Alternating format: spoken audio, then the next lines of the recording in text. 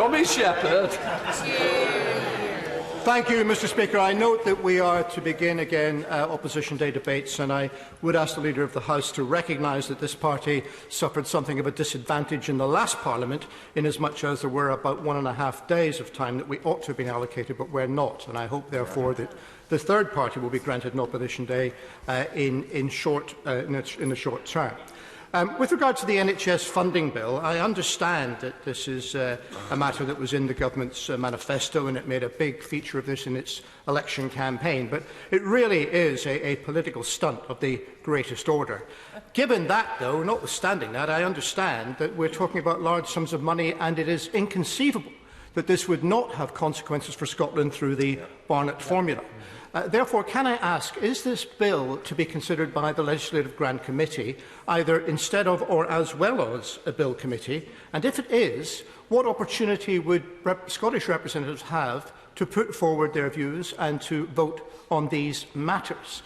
And if the answer is that they will have none, then is this not an unnecessary evil? And is it not time at the start? Is it not time at the start of this Parliament to reconsider these ill-advised measures that were brought in by David Cameron? Finally, Mr Speaker, I ask again, because I didn't receive a satisfactory response last time, when will the Government bring forward proposals so that this House can consider the fact that it does not have a mandate in Scotland? For the first time in this Union Parliament, the two principal countries have a different political mandate on the question of the Constitution. And that is not something that this government should ignore, and it's certainly not something that this Parliament can ignore, and if it does, it will suffer consequences for its integrity. So is the government going to ignore this, or will it do something about it? And just finally, can I ask, it would help me framing future questions on this if I could ask the Leader of the House personally, is he committed to the claim of right for Scotland, which says that the people of Scotland have the sovereign right to determine the form of government best suited to their needs? Thank you, Mr Speaker. May I answer the last question first? Of course I believe in that sovereign right. But the honourable gentleman's memory is a little bit short. The people of Scotland exercised their sovereign right in 2014, and they decided to remain part of the United Kingdom. And the benches opposite may not like the decision made in their wisdom by the people of Scotland, but that is the decision that was made. And that is why there is a mandate for this government in Scotland, Wales, England and Northern Ireland, because they are all part of the United Kingdom. It would be like saying, when there is a socialist government but there are Conservative MPs in Somerset, that there is no right to rule Somerset.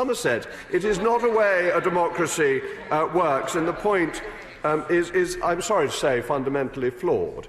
To come, however, to an area of greater consensus, I am very well aware of how well the Scottish National Party did in the local elections in terms of representation in the general election, and recognise, therefore, the importance of ensuring opposition days are fairly given and that the third party is recognised. The balance between it and the official opposition has changed, and that right must be borne in mind in the allocation of opposition days. Though I would say on the 1.5 days I kept on begging the SNP to take up one of those with a no-confidence motion, but they were very reluctant to do so in the end. So it wasn't entirely the government's fault they didn't get their full allocation. On the NHS funding bill, I can reassure the honourable gentleman that I have raised the question of Barnett consequentials, and Barnett consequentials apply to the NHS funding bill, so it does benefit Scotland.